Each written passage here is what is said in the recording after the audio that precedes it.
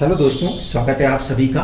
आज के इस वीडियो में हम सूर्य और चंद्रमा से कुछ सर्टेन पोजीशंस हैं जिनको हम मानते हैं पचकाड़ी एक मैत्री या पचकाड़ी संबंध, उसको समझने की कोशिश करेंगे और साथ ही साथ मेटाफिजिकल लेवल पे एक बार चार्ट को रीड करने की कोशिश करेंगे। क्योंकि बहुत सारे लोग हैं जो अपने जीवन में उनके साथ कुछ ना कुछ हो रहा है और वो उसके कारणों को समझना चाहते हैं कि आखिरकार जीवन में हम सब कुछ कर रहे हैं, फिर भी हमें हमारे मुताबिक चीज़ें क्यों नहीं मिल रही। और सबसे बड़ी बात यही है कि दुनिया में सक्सेसफुल इंसान वो हो जाता है जिसे ये पता हो जाए कि उसे आखिरकार करना क्या है। ठीक है, अगर क्लैरिटी ऑफ द थॉट आ जाती है तो व्यक्ति किसी एक चीज़ के पीछे लग के उसे हासिल कर पाता है, और जब तक क्लैरिटी ऑफ द थॉट नहीं आती तब तक जीवन के अंदर उद्देश्य क्या है वो समझ में आए बिना आगे बढ़ने में बाधाएं होती हैं। बाधाएं इसलिए होती हैं, हम कुछ चाह रहे होते हैं और लिख के कुछ और आ रहा होता है।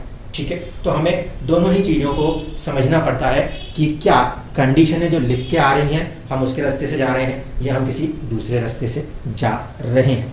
ठीक है, इसको इस तरीके से समझिएगा। एक सबसे होनहार योद्धा जो कि अर्जुन थे, जिनको इस बात पे 1 मिनट का भी ये आश्चर्य नहीं कि वो जंग जीत सकते हैं, लेकिन वो आखिरी वक्त पे आके कहीं ना कहीं स्थिति में होते हैं कि मैं ये जंग क्यों ही लड़ूं। मतलब एक ऐसा योद्धा जिसको बिल्कुल पूरा अपने ऊपर विश्वास है, वो भी कहाँ जाके घुटने टेक रहा है अपने मन के ऊपर। और वहाँ पर श्री कृष्ण कौन है? चंद्रमा, चंद्रवंशी अवतार चंद्रमा, वो आके कह रहे हैं कि पार्थ कहीं ना कहीं जो कार्य है वो पहले से लिखित है, इसीलिए मन को बीच में ना लेकर आए। प्रारब्ध सब कुछ फिक्स है, आप अपने मन को बीच में लेकर ना आए। और वहीं पे वो बिल्कुल एक क्लैरिटी ऑफ द थॉट देते हैं, यानी जब मन को साध देते हैं तब महाभारत शुरू होती है। उसके पहले जब तक उस बात को नहीं समझा देते कि भाई मन को साध कर ही चलना जीवन में सबसे बड़ी चीज़ है, तब तक उन्नति हासिल नहीं होती। तो अब हमें इस बात को, दोनों चीज़ों को समझना है। पहला जो उनका कथन है कि प्रारब्ध की कोई चीज़ होती है, और दूसरा मन को साध कर ही चलना पड़ेगा, तब जीवन में सफलता हासिल होती है। तो यहाँ पर हम जब मेटाफिजिकल लेवल पे चार्ट्स को रीड करते हैं, मेटाफिजिकल लेवल मतलब यह है कि यहाँ पे हमें कोई फर्क नहीं पड़ता XYZ, क्या प्रॉपर्टी, मटेरियल, फ्रेंड्स, मटेरियलिस्टिक कोई भी चीज़ें चार्ट रीड करते समय आपके दिमाग पे नहीं आनी चाहिए। इसको ध्यान रखिएगा। अगर उस लेवल पे आप रीड कर रहे हैं देन आप मेटाफिजिकल लेवल पे रीड कर रहे हैं, वरना क्या है, आप दुखी हैं कि आपको मिल नहीं रहा। और दुनिया में ऐसे बहुत सारे लोग दुखी हैं जिनके पास स्वास्थ्य तक नहीं है कुछ कर पाने के लिए। इसलिए ध्यान रखिएगा कि कहीं ना कहीं सबसे पहले हम चार्ट्स को, ये जिनका चार्ट है ये उनके लिए नहीं बात हो रही है, सबके लिए हो रही है कि चार्ट से मेटाफिजिकल लेवल पे रीड होता है। देखिए, सबसे पहली कंडीशन होती है सूर्य क्योंकि आत्मा है, और जो कुछ भी मिलना है, जो कुछ भी जाना है, वो इस शरीर के साथ, इस पूरी जीवन के साथ इसलिए हो रहा है क्योंकि उस आत्मा का अपना एक प्रारब्ध है। ठीक है, शरीर का अपना प्रारब्ध कहीं और से देखा जाता है, कर्म का अपना प्रारब्ध कहीं और से देखा जाता है, बट सबसे इंपॉर्टेंट होती है आत्मा जो कि अजर अमर है, उसका प्रारब्ध है। क्योंकि शरीर एक मृत्यु के बाद समाप्त हो जाएगा, तो उसके प्रारब्ध के लिए अगला शरीर वो खुद नहीं कोई दूसरा होगा, लेकिन आत्मा ही शिफ्ट करेगी। इसलिए सबसे इंपॉर्टेंट फर्स्ट पॉइंट, प्रारब्ध कहाँ किसका है? तो प्रारब्ध हमेशा आत्मा का है कि हमने ये किया था उसके बदले में ये आना है। तो देखिए, सूर्य नेचुरली आत्मा को रिप्रेजेंट करते हैं। आत्मकारक को मैं थोड़े समय के लिए हटा रहा हूँ, सूर्य को सबसे पहले फोकस करा जाता है, सूर्य की प्लेसमेंट को फोकस किया जाता है। किसी भी व्यक्ति की कुंडली में सूर्य यदि 9 नंबर की राशि में है तो आप ये समझ सकते हैं कि वहां पे गुरुदेव का प्रभाव है। वो आत्मा किसी ना किसी प्रकार से, किसी भी तरीके की वैदिक या कोई ना कोई ऐसे ज्ञान को हासिल करना चाहती है जो गुरु का ज्ञान होता है। उसी तरीके से सूर्यदेव अलग अलग राशियों में बैठ के अपने राशि के स्वामी के प्रभाव से उस आत्मा को संचालित करते हैं। ये पहली बात को ध्यान रखिएगा। अब इस कुंडली के अंदर जब हम रीड करते हैं तो सबसे पहली कंडीशन, सूर्य को देखें, सूर्य एज अ आत्मा 3rd हाउस में बैठे हैं। भूल जाइए कौन सी राशि है, 3रे भाव में बैठा हुआ सूर्य इस बात को बिल्कुल अच्छे से बताता है कि जीवन में उस आत्मा को कहीं ना कहीं बल की आवश्यकता पड़ेगी, साहस की आवश्यकता पड़ेगी, और वो आत्मा रह रहकर उसे साहस फीड करते रहेगी। हाउस जहाँ पे सन बैठा है वो फीड होता रहेगा। अभी मैं कोई नक्षत्र पे नहीं जाऊँगा। तो सूर्य 3रे भाव में बैठा है, यानी कि आपके अंदर नेचुरली एक पोटेंशियल है आत्मा में कि वो क्या क्या कर सकती है। वो कम्युनिकेशंस कर सकती है, वो आत्मा अपने अंदर में सक्षम है, सबल है बहुत कुछ करने के लिए। ये सूर्य बता रहा है हमें। क्यों? क्योंकि उसका भाव है तीसरा भाव। तीसरे भाव में सूर्य को अच्छा माना गया है, वहां पे बैठ के वो अच्छी कंडीशन में है। इस लगन के लिहाज से सूर्य के पास संबंध किसका था? नवम भाव का। इसका मतलब इस आत्मा के पास एक कोई संबंध या तो पिता से था या धर्म के किसी ज्ञान से होगा, क्योंकि ये 9th हाउस का लॉर्ड बन रहे हैं। इसलिए जब कभी भी 9 नंबर की लगन कुंडली आएगी तो हमें 1 मिनट भी नहीं लगेगा इस बात को समझने के लिए कि उन लोगों के जीवन में उनके भाग्य या उस आत्मा को जो कनेक्ट है वो फादर के साथ मिला है, अच्छा मिला है या बुरा मिला है, वो वहीं से आप समझ पाएंगे। 6, 7, 8, 9, 10 सूर्य इस पर्टिकुलर से जैसा बैठा होगा उस तरीके से इस पर्टिकुलर लगन के अंदर पिता के साथ संबंध होंगे, क्योंकि आत्मा या तो अपने पिता से सीखेगी या किसी गुरु से सीखेगी। जैसे विवेकानंद जी की कुंडली में हो रहा था, गुरु की राशि में बैठ के गुरु से सीखना था तो गुरु से सीखा। यहां पर सूर्य तृतीय भाव में बैठा है, आत्मा साहसिक है। आत्मा किससे सीखेगी? आत्मा सीखेगी कर्म के द्वारा, शनि के द्वारा। क्यों? क्योंकि सूर्य ने अपने आप को 11 नंबर में शनि की कार्मिक राशि में प्लेसमेंट दी हुई है। मैंने बहुत पहले एक वीडियो बनाया था जिसमें मैंने कहा था 3, 7 और 11 इन राशियों के अंदर जब हम बात करते हैं तो वो कहीं ना कहीं कार्मिक राशि इसका कंसिडरेशन होता है। सूर्य की अपनी आत्मा ने अपने कुछ कर्म किए हुए हैं और उस कर्म का फल आत्मा को मिलना है। ये कंडीशन मैं तब लगाता हूं जब कभी भी 3, 7 या 11 नंबर की राशि में सूर्य मिला हो। इसका मतलब है अब आत्मा कर्म भोगने आई है, पिछले जन्मों के कर्मों के फलों को भोगने आई है। इस चीज को हमें एक्सेप्ट करना पड़ेगा मेटाफिजिकल लेवल्स में। नंबर 1। नंबर 2, प्रारब्ध जिसको हम कहते हैं उसे हम कहते हैं छठा भाव। तो आत्मा से प्रारब्ध सबसे इंपॉर्टेंट है। आत्मा से प्रारब्ध यहाँ पे क्या हो रहा है? सूर्य से ये कॉम्बिनेशन बनेगा आपका 8th हाउस। प्रारब्ध जो होगा वो होगा 8th हाउस, ठीक है। इसीलिए सूर्य से छठा जो होता है वो हमेशा उसका पाचक कहा जाता है, और उसके साथ ही साथ वहां पे उसका नेचुरल पाचक होता है शनि। क्यों होता है? क्योंकि शनि ने पिछले कर्मों का रिकॉर्ड अपने पास रखा हुआ होता है और वही रिकॉर्ड कहीं ना कहीं वो लगा देगा। तो जाइए अगले जन्म की जब ये आत्मा कोई अपना काम करेगी उस रिकॉर्ड को सूर्य शनि से पूछेगा क्या था, और वहां पे शनि बताएगा। इसीलिए सूर्य से छठा भाव हम इसे पाचक मानते हैं। पाचक का मतलब है अगर आत्मा को तकलीफ आ रही है तो उसका सॉल्यूशन भी कर सकता है, और अगर आत्मा को परेशान करना है तो उसमें तूफान भी मचा सकता है। अलग अलग ग्रह वहां पे अलग अलग रिजल्ट्स करते हैं। तो सूर्य से छठा भाव जो होता है वो एक्चुअल प्रारब्ध है। तो यहां पर एक नेचुरल कंडीशन थी इस आत्मा की कि इसको अपने प्रारब्ध में क्या मिलेगा। जिस भी कुंडली में, इस बात को यूनिवर्सली लगाइएगा, जिस भी कुंडली में सूर्य आपको तीसरे भाव में दिखाई दिया है वहां पे आप देखिएगा कि ससुराल पक्ष जो है वो एक नेचुरल प्रारब्ध है। वो किसी ना किसी तरीके से कुछ ना कुछ असर उस आत्मा के वर्किंग के ऊपर आवश्यक रूप से डाल रहा होगा। मैं ये नहीं कह रहा कि वो नेगेटिव जा रहा है कि पॉजिटिव, ये डिपेंड करता है राशियों के स्वामी कहाँ कैसे बैठे हैं, संबंध कैसा बना रहे हैं। लेकिन इस कुंडली में अगर हम देखें तो यहाँ पे बिल्कुल क्लियर है, आत्मा से जो प्रारब्ध है वो कहाँ पर है? अष्टम भाव है। अष्टम भाव में सबसे बड़ी दिक्कत ये हो रही है कि यहाँ पे शनिदेव खुद आके बैठे हुए हैं।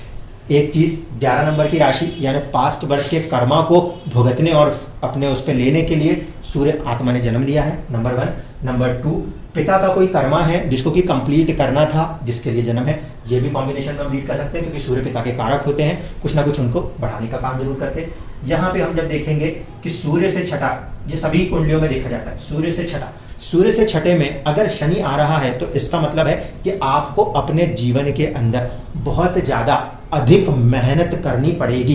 क्यों? क्योंकि शनि जो है वो कर्म कारक ग्रह है और वो सीधे सीधे सूर्य आत्मा से छठे पे गया। अब इसको देखिए 2 नजरिए से रीड करते हैं। पहला नजरिया, ये बहुत मटेरियलिस्टिक लोगों के लिए बुरा लगता है कि आत्मा को कठोर मेहनत करनी पड़ेगी, लेकिन अगर आत्मा कठोर मेहनत कर रही है तो इसका दूसरा साइड देखिए कि ये शनि उस आत्मा को कठोर मेहनत कर पाने की क्षमता देने के लिए वहां बैठे हुए हैं, ठीक है ना। तो आत्मा से जब छठे में शनि बैठते हैं तो इसका मतलब है कि व्यक्ति को जीवन में अथक मेहनत, अथक प्रयास कराते हैं, एक नजरिया है। दूसरा, वो इस मेहनत को कर सके इसके लिए शनि वहां पे अपना पूरा ताकत, अपना दमखम लगाते हैं। तो इस लिहाज से देखा जाए तो इस आत्मा को शनि का इस प्रारब्ध में आना नेचुरली किसी न किसी वजह से दुखी कर सकता था। अभी मैं किसी हाउस लॉर्डशिप को नहीं लगा रहा, सिंपली इस कंडीशन को समझाने की कोशिश कर रहा हूँ। एक्टिंग एनिमी होता है सूर्य से 6th हाउस, और वो भी कहीं ना कहीं शनि उसमें प्रबल हो जाता है। इसीलिए जो भी आपका सूर्य से जो 6th है वो आपका एक्टिंग एनिमी कंसिडर होगा, पॉइंट नंबर 1। पॉइंट नंबर 2, अगर वहां पे स्पेसिफिकली शनि है तो नेचुरल है कि उस आत्मा को बहुत ही स्ट्रॉन्ग कर्मा करने पड़ते हैं। प्लस पॉइंट है कि शनि वहाँ बैठ के उनसे कर्म करवा पाता है। लेकिन इसका नेगेटिव क्या हो रहा है, आत्मा अपने आप को जिस तरीके का रिकग्नाइजेशन चाहती है दुनिया में वो नहीं मिल पाता इस कंडीशंस में। इसको ध्यान बस रखिएगा, ठीक है। अब मान लीजिए कि सूर्य के 7वें घर में कोई ग्रह मिल जाए, तो सूर्य के 7वें ग्रह घर में अगर कोई ग्रह मिलता है वो हमें दर्शा देता है कि उस पर्टिकुलर प्लैनेट को इस बात का एहसास है कि इस आत्मा को जाना कहाँ है, ठीक है। उसे हम कहते हैं बोधक। अगर बाई चांस वहां पे कोई भी ग्रह काम ना करता हुआ नजर आ रहा हो तो फिर हम क्या करते हैं, उसके नेचुरल सिग्निफिकेटर मार्स को उठाते हैं, मार्स को देखते हैं कि वो क्या बता रहा है। तो मार्स जैसे इस कुंडली में सेकंड हाउस में जाके बैठा, इसका क्या मतलब हुआ, इसका मतलब हुआ कि कहीं ना कहीं जीवन के अंदर इस आत्मा को कहाँ जाना है, सेकंड हाउस की तरफ जाना है, सेविंग्स की तरफ जाना है, बचत की तरफ जाना है, यानी घर के अंदर कैसे पैसे जोड़े जाएं इसकी तरफ नेचुरली जाना पड़ेगा। अभी अच्छा है कि बुरा, मैं उसकी बात नहीं करूंगा, अभी बस इतना समझ लीजिए सूर्य जो है वहां से नहीं देख के मैं ये देख रहा हूं कि ये कहाँ जा रहा है, अपना सेकंड हाउस में जा रहा है, लगन कुंडली से सेकंड हाउस में जा रहा है, जो कि सूर्य को, आत्मा को निर्देशित करता कि हमें क्या करना चाहिए।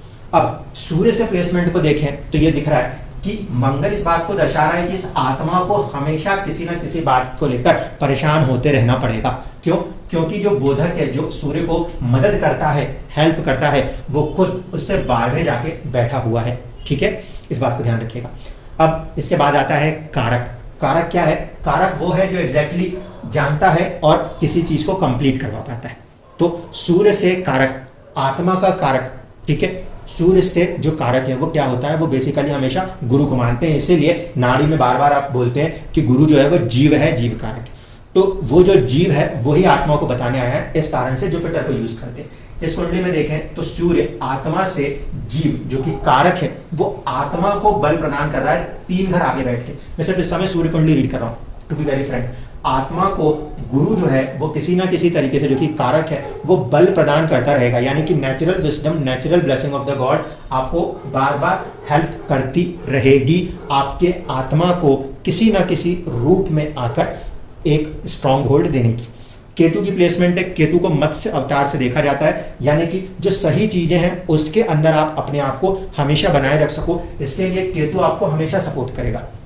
एक बार आप मत्स्य जो अवतार है उसको पढ़ लेंगे तो आपको समझ में आ जाएगा, जब पूरी सृष्टि का विनाश होने लगता है तो भी कुछ संत जैसे लोगों को बचाने के लिए, यानी कि जो अच्छी चीज है उसको बचाने में आत्मा को ये केतु हमेशा हेल्प करता नजर आएगा, ठीक है। अब यहाँ पे अगली चीज होती है, सूर्य से 11th जो होता है वो वेद होता है। तो सूर्य यहाँ पर बैठे हैं, यहाँ से 11वां अगर देखने की कोशिश करेंगे तो 11th हाउस खाली है, ठीक है। दूसरी कंडीशन कि वो कौन सी चीज है जो कि नेचुरल उसका कारक है, तो वो होती है शुक्र। तो सूर्य से शुक्र की प्लेसमेंट अगर हम देख रहे हैं तो वो सेकंड हाउस में है। सूर्य से शुक्र की प्लेसमेंट हम देख रहे हैं तो सेकंड हाउस में, इसका मतलब है कि आत्मा के लिए, आत्मा का सेकंड, अगर मैंने हमेशा सेकंड बोला है तो वो या तो कुटुंब होगा, ठीक है, या संचित धन होगा। ये ऐसी कंडीशन है जो बार बार आत्मा को विचलित करती हुई नजर आएगी। अगर ये बात समझ में आई तो ठीक है, वरना इसको एक बार क्लियर कर दूं। सूर्य से छठा सबसे पहला प्रारब्ध, तो जब तीसरे में सूर्य बैठा तो जो मैरिज लाइफ है वहां का एक फैक्टर 8th हाउस, वो अचानक से उठने वाली कोई भी चीज, ये पहला प्रारब्ध है। दूसरा, सूर्य से अगर हम देखते हैं कि कौन सी चीज है जो एक्टिंग एनर्जी अटकने वाला काम कर रही है या उसे होल्ड कर रही है बढ़ने से, तो वो हम नेचुरली शनि को देख लेते हैं। यहाँ पे शनि सेम प्लेस पर है तो वो कंडीशन बरतती है। इसके बाद हम देखते हैं कि कौन ऐसा है जो उसको बताएगा कि क्या करना था, क्या बोध है उसका। तो सूर्य से मंगल 12वें हैं, यानी कि आत्मा स्ट्रेस को लेने के लिए ही आगे आई है, ये चीज क्लियर होती है। यहाँ से फिर अगला होता है आपका कारक। कारक हमें बताता है कि उसको कितना सपोर्ट मिलेगा। तो गुरु कारक जो कि सपोर्ट है वो सूर्य से तीसरा, यानी आत्मा को पराक्रम देने में सपोर्ट करेंगे, और केतु भी कहीं ना कहीं सपोर्ट करेंगे। इसके बाद होती है बात कि सूर्य से 9वां, वो जो है उसमें कारक स्थान है। कारक स्थान में यहाँ पे राहु बैठे हुए हैं, इसीलिए आपके अंदर जो डिजायर्स हैं वो कहीं ना कहीं उसको फुलफिल जरूर करते हुए नजर आएंगे, बट क्योंकि वहाँ पे राहु बैठे हैं तो थोड़ा सा सावधान होना पड़ेगा, क्योंकि वो गुरु के अपोजिट प्लैनेट्स के तौर पे देखा जाता है। लेकिन प्लस पॉइंट ये है कि इस आत्मा को जितनी भी जरूरतें पड़ेंगी उस सारी चीजों को राहु सपोर्ट जरूर करेंगे, वो सूर्य से 9वां है, ठीक है। ये कंडीशन तो मैच करेगी। तो ये चीज यहाँ तक हो गई। और फाइनली होता है शुक्र, जो कि वेद स्थान बताता है। तो हम ये समझ जाते हैं कि सूर्य यानी आत्मा से अगर सेकंड हाउस में ये बैठे हैं तो या तो सेविंग्स को लेकर बात होगी या घर के अंदर की किसी चीज को लेकर आत्मा थोड़ा सा परेशानी महसूस करेगी। ये कंडीशन सेट थी। पहले ही जो मैंने टर्म यूज किया उसको ध्यान रखिएगा, 11 नंबर की राशि में होने के कारण पास्ट बर्थ के कर्मा को उसको रिजल्ट को लेने के लिए ये आत्मा अवतरित हुई है। नंबर 1। अब देखते हैं चंद्रमा से जब हम कंडीशन लगाते हैं, मन की स्थिति को जब चार्ट में रीड करते हैं तो क्या होता है। देखिए, मन का कोई प्रारब्ध हो ये ऐसा कहीं पे वर्णित नहीं है, ठीक है। मन का कोई प्रारब्ध हो ऐसा कोई वर्णित तो कहीं पर भी नहीं है, लेकिन हो सकता है कि हमने पिछले जन्म में कुछ इच्छाएं हमारे मन में आई हो और उन इच्छाओं में हमने किसी का अच्छा किया हो या हमने बुरा किया हो, तो वो भी एक प्रकार के कर्म होंगे जो ऐड ऑन हो जाएंगे, ठीक है। तो सूर्य आत्मा का सीधा सीधा प्रारब्ध है, लेकिन चंद्रमा जो है वो मन है और मन से हमने जो किया उसका अगर कोई प्रारब्ध होता है, मैं फिर से बोल रहा हूँ, ये किसी भी क्लासिकल टेक्स्ट का हिस्सा नहीं है, बस एक शब्द है प्रारब्ध। अब उस प्रारब्ध को आप कहाँ कैसे किससे लगा के जोड़ सकते हैं, ये फ्रीडम है। तो चंद्रमा मन है, मन से मन के प्रारब्ध को देखने की कोशिश करें तो बहुत सारी चीजें जो हैं वो यहाँ पे चंद्रमा के चौथे हाउस में जब भी प्लेसमेंट होती है, या आप में से जितने भी लोगों की कुंडली में चंद्रमा चौथे भाव में बैठा है उनको समझिएगा, उस मन का जो प्रारब्ध है, सिक्स्थ है, वो भाग्य है। ऐसे स्थिति में चौथे भाव में जब चंद्रमा की प्लेसमेंट आ रही है तो नेचुरली कुछ ना कुछ ऐसे रिजल्ट्स क्रिएट होते हैं लाइफ के अंदर जो कि मन चाहे या ना चाहे। क्यों? क्योंकि वो मन से छठा, मन से शत्रु, ये वाला जो भाव है मन से शत्रु के समान ही भाव है, ठीक है ना। छठे को हम बेसिकली शत्रु के रूप में देखते हैं, प्रारब्ध के रूप में देखते हैं। तो हमारा जो ये प्रारब्ध है चंद्रमा से वो कहाँ गया, भाग्य। हमारा भाग्य जो है वो हमारे मन के लिए एक प्रकार का प्रारब्ध है। छठे में अगर हम गिनेंगे तो वहां पे कुछ ना कुछ शत्रु माना जा सकता है, ये कंडीशन ध्यान रखिएगा। तो इस लिहाज से अगर हम देख रहे हैं तो चंद्रमा की पहली प्लेसमेंट देखिए, चंद्रमा की प्लेसमेंट है 4th हाउस में, ठीक है। 4th हाउस में चंद्रमा अच्छे माने जाते हैं, कोई प्रॉब्लम नहीं है वहां पर। लेकिन जब चंद्रमा से चलेंगे तो इस लगन के अंदर ये अष्टमेश है। इसका मतलब है कि अगर व्यक्ति यहाँ पे चंद्रमा से चलना चाहता है तो उसके पास गहराइयों को खोजने की ताकत है, वरना वो अपने मन से चलेगा तो अंधियारे में गुमराह हो जाएगा। जैसे बोल रहा हूँ, चंद्रमा यहाँ पे क्योंकि अष्टम का स्वामी है, यहाँ पे अगर चंद्रमा जिसके पास खुद की रोशनी होती है, सूर्य की रोशनी पे जो प्रकाशित होता है वो ग्रह अगर मन से चलने की कोशिश कर बैठा तो अंधकार में उतर जाएगा। और दूसरी कंडीशन ये है कि यहाँ पे अगर चंद्रमा अपने आप को आगे बढ़ाता है तो फिर किस कंडीशन में बढ़ाना पड़ेगा, उस कंडीशन में बढ़ाना पड़ेगा कि उसे सूर्य की सुनते हुए ही आगे बढ़ाना पड़ेगा, क्योंकि चंद्रमा को प्रकाश हमेशा सूर्य से मिलता है। अष्टमेश होने के कारण, उस भाव का स्वामी होने के कारण वो जो प्रभाव है वो अष्टम की तरफ खींचेगा। अगर कोई साधु सन्यासी व्यक्ति है जो अष्टम की तरफ जा रहा है या रिसर्च करने वाला व्यक्ति अष्टम की तरफ जा रहा है, तब तो यहाँ पे चंद्रमा मन का सुनना बहुत अच्छी बात है। वरना अगर इस कुंडली में चंद्रमा की दशाएं चल रही हैं या अंतर दशाएं चल रही हैं और व्यक्ति अपनी मन की कोशिश करता है तो फिर वो अपने आप को बंधा हुआ महसूस करता ही करता है, ठीक। अब आ जाइए मेन मुद्दे पर। चंद्रमा से भी सर्टेन प्लेसमेंट्स होती है जिसको देखना होता है। चंद्रमा को जब हम पाचक स्थान देखेंगे तो चंद्रमा से पाचक स्थान 7वां होता है और शुक्र उसके लिए बेस माना जाता है। तो चंद्रमा के 7वें भाव में कोई भी ग्रह यहाँ पर नहीं है, लेकिन जो उसका पाचक, पाचक का यहाँ पे अर्थ क्या है, मन किसी भी चीज को पाना चाहता है तो शुक्र वैभव है और मन हमेशा वैभव को पाना चाहता है। इसलिए यदि व्यक्ति को वैभव मिल रहा है तो उसका मन खुश है। इस आधार पर हम इस पाचक को डिसाइड करते हैं। तो यहाँ पर हम देखेंगे कि चंद्रमा के साथ में ही शुक्र का कॉम्बिनेशन यानी पाचक का कॉम्बिनेशन वहीं के वहीं है। इस कारण से इस कॉम्बिनेशन के साथ जब भी कोई व्यक्ति मिलता है, शुक्र और चंद्रमा के साथ कॉम्बिनेशन का कोई भी व्यक्ति मिलता है, उसके लाइफ के अंदर मटीरियलिस्टिकली कभी भी सेटिस्फेक्शन देखने को नहीं मिलेगा। हम इसको इस तरीके से बोलने लग जाएंगे कि चंद्रमा मन है और शुक्र वैभव है, हमेशा ही मन जो है वो वैभव पाने के लिए लालाहित बना रहेगा।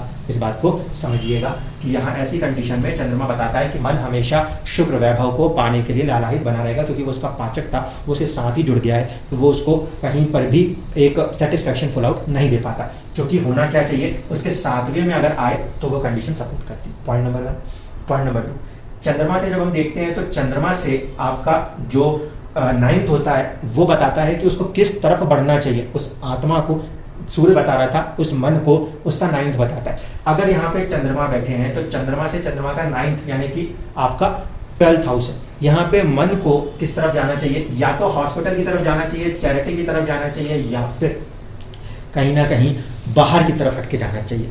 क्योंकि चंद्रमा का जो बोधक भाव है वो नवम है, इधर से गिनेंगे तो ये नवम है। ऐसे स्थिति में 12th हाउस जो है वो चंद्रमा का बोधक है, उसको वहां से ही कोई ना कोई रास्ता, कोई ना कोई मार्ग प्रशस्त होगा, ठीक है। इसीलिए अब यहाँ पर इसको कौन सपोर्ट करता है, तो मंगल सपोर्ट करता है। अब देखिए चंद्रमा का जो बोधक है, मन का जो उसको डायरेक्शन देना, बोधक का मतलब होता है वो ग्रह जिसको ज्ञान है कि कहाँ लेके जाना है। मंगल सेनापति है, वो जानता है राजा को कहाँ लेके जाना है, मंगल सेनापति वो जानता है रानी को कहाँ लेके जाना है। तो मंगल जो कि यहाँ का स्वामी भी है वो जानता है कि कहाँ लेके जाना है। इस लिहाज से चंद्रमा से हम देखेंगे तो मंगल की प्लेसमेंट क्या है, 11th हाउस में है। इसका मतलब ये मन सीधे सीधे किस तरफ जाने की कोशिश करेगा, टुवर्ड्स द 11th हाउस। पैसा बनाना है ये हमेशा मन में रहेगा, दोस्त बनाना है ये हमेशा मन में रहेगा, लेकिन 10 नंबर की राशि होने के कारण, शनि की राशि होने के कारण बहुत ज़्यादा स्ट्रॉन्ग नेटवर्किंग नहीं होती। पॉइंट नंबर 1, ठीक है। तो यहाँ पे हम देखें तो जाना कहाँ चाहिए, 12th हाउस की तरफ जाना चाहिए। विचारों को कहीं ना कहीं चैरिटी, हॉस्पिटल्स और इन तरफ की चीज़ों के साथ अगर मन लगता है तो आगे बढ़ने की संभावना, मन को केंद्रित करने की संभावना बहुत ज़्यादा बढ़ जाती है। यहाँ पे मंगल जो बताएंगे वो बता रहे हैं 11th हाउस चंद्रमा से। इसका मतलब गेन्स, अर्निंग्स, फ्रेंड्स, नेटवर्क्स, इनके ऊपर मन हमेशा कार्य करने की कोशिश करेगा। उसमें हमें कोई बुराई नहीं है क्योंकि मंगल वहाँ ले जाना चाह रहा है, वो ठीक है, कोई लॉस नहीं उसकी तरफ। अब आ जाइए कि यहाँ से हम देखें कि हमारा कारक स्थान क्या है। तो चंद्रमा से जो कारक स्थान है वो होता है उसका 11th इटसेल्फ। तो यहाँ से चंद्रमा का कारक स्थान है 11th हाउस। और 11th हाउस जो है, देखिए चंद्रमा क्या है, पब्लिक डीलिंग का एक प्लैनेट है, तो कहीं ना कहीं वहीं से वो दोस्तों को भी चाहता है, लाभ भी, मन चाहता है कि हमेशा लाभ हो। तो चंद्रमा से जो कारक है वो 11th हाउस से, 11th हाउस में 2 ग्रहों की मौजूदगी यहाँ पे नजर आती है। इसका मतलब है कि कहीं ना कहीं उसके लाभ के अंदर 2 फैक्टर्स अपने आप जुड़े हुए, एक है मंगल और एक है आपका बुध। ठीक, इस स्थिति में मंगल और बुध दोनों एक दूसरे के शत्रु हैं। मंगल उच्च राशिस्थ है लेकिन बुध मित्र राशिस्थ है। मंगल उच्च राशिस्थ है और बुध जो है वो कहीं ना कहीं मित्र राशिस्थ है। इसको भी थोड़ा सा आगे समझाऊंगा कि ये चीज कैसे असर करती है, लेकिन इस बात को समझिए कि चंद्रमा से जो हमारा कारक भाव है वहां पे 2 चीजें बिल्कुल स्ट्रॉन्ग बैठी हुई हैं, 2 ग्रह बैठे हैं। यानी इस कुंडली से, चंद्र कुंडली से चौथा फैमिली मैटर्स, चंद्र कुंडली से 7th हाउस मैरिज मैटर्स, वो एक फैक्टर बनेंगे आपको फोर्स करने के लिए टुवर्ड्स द अर्निंग्स। दूसरा, चंद्रमा से हम देख रहे हैं तो 2nd हाउस अपनी फैमिली हो सकती है, सेविंग्स हो सकती है, और साथ ही साथ आपका 9th हाउस आपकी लर्निंग्स या कोई भी किस्मत के ऐसे फैक्टर्स हो सकते हैं जो चंद्रमा मन को अर्निंग्स की तरफ फोर्स करेंगे। ठीक, इसके बाद जो चीजें बचती हैं वो एक चीज बचती है, जब चंद्रमा का कारक देखना होता है तो हम हमेशा उठाते हैं शनि को। ठीक है, तो चंद्रमा से हम कारक देखें तो ये पंचम की तरफ है, इसलिए किसी भी तरीके के क्रिएटिव वर्क्स या अष्टम से जुड़े हुए कोई भी कार्य, चंद्रमा से पंचम, लगन से अष्टम, इनसे जुड़े हुए कोई भी कार्य जो है वो चंद्रमा को उसके कारक, उसके असल जो भी रिजल्ट्स हैं उस तरफ ले जाने में सक्षम होंगे। लास्ट में एक चीज होती है, वो होता है कि चंद्रमा से अगर कोई ग्रह 12th बैठ जाए तो वो उसके लिए एक्टिंग एनिमी होता है। यानी कि हमारा मन कुछ करना चाहता है तो वहां पे हमारे को वो ग्रह रोकने लगता है। जैसे कि इस कुंडली में चंद्रमा कुछ करना चाहेगा, चंद्रमा मन है, तो आत्मा उसके बाग में बैठी है और आत्मा उसको रोकने लगेगी। ठीक, इसीलिए इस चीज को ध्यान रखिएगा कि अब यहाँ पे बार बार आपके लाइफ में ऐसे सवाल आएंगे कि जो मैं करना चाह रहा हूँ या चाह रही हूँ वो सही है या गलत है। आत्मा उसको रोकेगी और मन उसको करने के लिए बार बार प्रयास करेगा। ठीक है, तो दोनों चीज़ों को मैंने यहाँ पे इसीलिए क्लियरली दिया कि मेटाफिजिकल लेवल्स पे हम सबसे पहले चार्ट्स को क्लियर इंडिकेशंस के साथ समझते हैं कि वो किस तरीके से चल रहा है, किस तरह से चलना चाहता है। अब आइए दूसरी बात, दशाओं के फैक्टर्स में जस्ट मैंने पिछले वीडियो में एक चर्चा की थी कि 6, 8, 12 भाव के स्वामी वो अगर अच्छा रिजल्ट्स कब देंगे, वो तब अच्छा रिजल्ट्स देंगे जब अच्छे भाव में बैठे हो, तो राशि खराब मिलनी चाहिए या वो पीड़ित होने चाहिए। ठीक है, यहाँ पे क्या प्रॉब्लम आ रही है, शुक्र की दशा चल रही है और शुक्र की दशा के अंदर रिजल्ट्स को लेकर जब हम बात कर रहे हैं तो देखिए 11th हाउस का लॉर्ड है वो अच्छी बात है, लेकिन 6th हाउस का लॉर्ड भी है। 6th हाउस का लॉर्ड होकर उसकी जो प्लेसमेंट है वो उच्च राशि अवस्था बना रही है, यानी कि ग्रह तो खुश हो रहा है और वो खुश हो रहा है, दुख देने वाला अगर खुश हो रहा है तो वो और ज्यादा दुख देने की कोशिश कर रहा है। पॉइंट नंबर 1, इस पर्टिकुलर हाउस से अगर हम देखने की कोशिश करें तो इससे इसकी प्लेसमेंट जो है वो क्या हो रही है, षडाष्टक हो रही है। ऐसी कंडीशन में शुक्र की महादशा इस प्लेसमेंट के साथ 9 नंबर के लगन पे जब भी चलती हुई दिखाई दे रही है, शुक्र क्योंकि यहाँ पे राशि के हिसाब से कमजोर नहीं पड़ रहा, बलवान हो रहा है, इसीलिए ये दशाएं प्रॉब्लम्स दर्शा रही हैं। इस शुक्र का जो नक्षत्र है वो नक्षत्र भी बुध का है। अब इस कुंडली के अंदर चंद्रमा क्योंकि शनि के नक्षत्र में बैठा है तो बुध का नक्षत्र भी उसके लिए मित्र नक्षत्र के समान ही होगा, तो नक्षत्र भी शुक्र को होल्ड नहीं कर पा रहा। इस कारण से यहाँ पे 6th हाउस के रिजल्ट्स, परेशानियां जो है वो नेचुरली बढ़ के दिखाई देती हैं। दूसरी तरफ हम देखेंगे तो चंद्रमा से शुक्र कहीं ना कहीं एक प्रकार से उसके अष्टम भाव के स्वामी है, तो चंद्रमा का संबंध अष्टमेश के साथ होने के कारण यह दशा थोड़ा सा एक अजीब सा लोनलीनेस और साथ ही साथ तीसरे भाव के स्वामी होने के कारण साहस भी देने का काम करेंगी। तो मन को क्या मिलेगा, मन को मिलेगा साहस और साथ साथ एक अकेलापन और दूसरी तरफ अगर हम ऐसे देख रहे हैं दशा के सिस्टम से, तो थोड़े से चैलेंजेस बढ़े हुए मिलेंगे। लेकिन शुक्र, क्योंकि एज अ शुक्र 4th हाउस में अपने जो रिजल्ट्स देना चाहता है, आने वाले वक्त में कहीं ना कहीं शुक्र की महादशा और शनि की अंतरदशा कुछ बेटर रिजल्ट्स पूरे करने की कोशिश करेगी रिलेटेड टू प्रॉपर्टी मटीरियल्स। यहाँ पर वो दूसरा 12th हाउस के लॉर्ड को भी देख लीजिए। 12th हाउस का जो स्वामी है वो फिर अगेन उच्च राशि स्थिति में आ गया। देखिए चंद्रमा से जब मैंने कहा था 9th, तो वो अच्छी कंडीशन थी, मन को मजबूती के साथ आगे लेके जाता है, बढ़ाना चाहता है। लेकिन दूसरी तरफ पे वो 12th हाउस का लॉर्ड है और फिर वो बलवान हो रहा है। 12th हाउस का लॉर्ड होकर यदि बलवान होगा तो वैसे न्यूट्रलिटी मेंटेन करेगा, लेकिन जीवन में खर्चे बढ़ा देगा, टेंशनें बढ़ा देगा। यहाँ पे अच्छी बात यह है कि वो 5th हाउस का भी लॉर्ड है, इस कारण से मंगल का उच्च होना आपको हर प्रॉब्लम से निकलने का कोई ना कोई सॉल्यूशन जरूर देगा। अब फाइनली अगर हम चंद्रमा से चलते हैं तो चंद्रमा से चलते वक्त हमें इस बात को ध्यान रखना है कि बुध वो ग्रह है जो कि चंद्रमा मन की इच्छा में जो कारक स्थान है उसको परेशान कर रहा है, होल्ड कर रहा है। क्यों कर रहा है? वो इसलिए कर रहा है क्योंकि यहाँ पे चंद्रमा से जिस पर्टिकुलर हाउस में हम देख रहे हैं बुध को, वो चंद्रमा के लिए वेद स्थान माना जाता है। चंद्रमा के लिए वेद स्थान का प्लेनेट बुध होता है। तो यहाँ पर बुध क्या है, बच्चों जैसा या तो नेचर आ जाए, जल्दबाजी आ जाए, है ना, एक सयानापन बच्चों वाला जो होता है वो आ जाए। वो चीजें कहीं ना कहीं आपके जीवन में हैं जो आपके पास आने वाले लाभ को आपसे रोक रही हैं।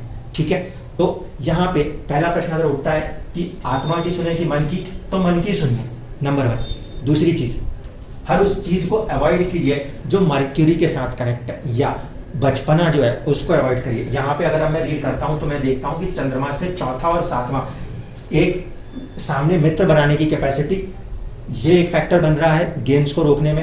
एक फैक्टर आपका खुद का मन बन जाएगा, क्योंकि चंद्रमा से 4th भी मन को दर्शाता है, चंद्रमा से 7वां मन के कनेक्ट करने को दर्शाता है। तो वो दो चीजें जो है वो प्रभाव आपके अंदर आपके मन को बार बार घेरेगा, और अगर आप उस प्रभाव में फंसेंगे तो आप अपने अर्निंग्स और इनकम जो है उनका गेन उतने अच्छे से नहीं बना पाएंगे। मर्क्यूरी अपने आप को छोटे बच्चों की तरीके से कनेक्ट करते हैं, इसीलिए हम यहाँ कह सकते हैं कि अगर यहाँ पे गेन्स बनाना है, चंद्रमा से सॉल्यूशंस निकालने हैं, क्योंकि हमें कहीं ना कहीं मटेरियलिस्टिकली आगे बढ़ना है, तो उस स्थिति में हमें अपने बुध को, यानी हमारा जो चाइल्डिश नेचर अपने अंदर एक बना हुआ है, उसको कंट्रोल करना आवश्यक हो जाएगा। ठीक है, सूर्य से जो मैंने आपको बात समझाई वो आपको समझ में आई, क्योंकि यहाँ पे परिस्थितियाँ जिस तरीके से बदली और उस परिस्थितियों से आप कभी भी बाहर नहीं आ पाए, वो सिचुएशन सीधे सीधे बता रहा है कि आत्मा उस कर्मा को इतना स्ट्रांगली लेके चल रही है कि वो उसको चाह कर भी बाहर नहीं लेकर आ पा रही। इसीलिए उसको भी हमें साथ साथ लेके चलना है चंद्रमा, क्योंकि हर व्यक्ति का मन करता है चीज़ों को बनाना है और आगे बढ़ाना है, फैमिली को बेटर से बेटर करना है। इसलिए चंद्रमा को यूज़ करिए, सिर्फ और सिर्फ काउंटर कंट्रोल करिए तो बुध को काउंटर कंट्रोल करिए, क्योंकि वो एक लौता है जो मन की होने वाली चीज़ को, यानी कि मटेरियलिस्टिकली आप जो भी चीज़ चाह रहे हैं उसे करने से अगर कोई रोक रहा है, कोई गेम्स को रोक रहा है, तो वो एक नेचर उसका है। मंगल यहाँ पर उच्च राशि स्थित है, खर्चे बढ़े हुए होंगे, लेकिन अगर खर्चे बढ़े हुए होंगे और वो अर्निंग्स के हाउस में बैठ के अर्निंग्स को बढ़ा देता है तो वो वंडरफुल सिचुएशन मानी जाएगी। जैसे कि बिजनेसेस के अंदर व्यापारियों के साथ ये कॉम्बिनेशंस नेचुरल होता है, खर्चा भी बड़ा होता है और उनका लाभ भी बड़ा होता है। इसलिए मैं यहाँ मंगल को इतना नेगेटिव वे में नहीं मान रहा 5th लॉर्ड होने के कारण, लेकिन मर्क्यूरी का जो नेचर हमारे अंदर आ रहा है उसको हमें काउंटर करना पड़ेगा ताकि हम सक्सेसफुल गेन्स को इन चार्ट्स के अंदर निकाल सकें। धन्यवाद।